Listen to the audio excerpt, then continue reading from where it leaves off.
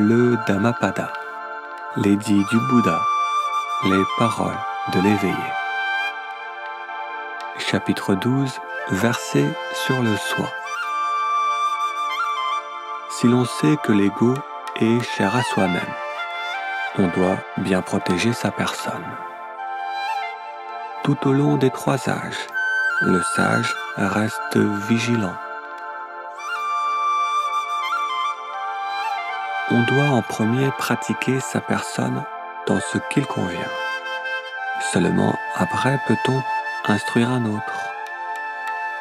Un tel sage qui pratique ne peut être blâmé. Comme il instruit les autres, il doit agir lui-même. Pleinement contrôlé, il doit éduquer les autres. Vraiment, le plus difficile est de se contrôler soi-même. Le soi est le protecteur du moi. Qui pourrait être un meilleur protecteur? Par un soi pleinement contrôlé, on obtient un refuge qui est dur à gagner. Le mal est fait par soi-même, il est né de l'ego et causé par lui-même. Le mal écrase l'insensé comme le diamant écrase une gemme dure. Celui qui est corrompu à l'excès est comme la lierre qui étrangle un arbre.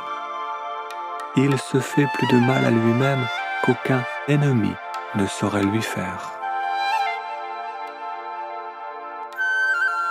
Faciles à faire sont les choses qui sont mauvaises, bien qu'elles soient dommageables pour soi-même. Vraiment dur à faire est ce qui est bénéfique et bon. L'insensé, qui à cause de ses vues fausses, méprise le Dhamma des éveillés, des aryas et des justes, fructifie le fruit de sa propre destruction. Par soi-même seul, le mal est fait. Par soi-même seul, on est souillé.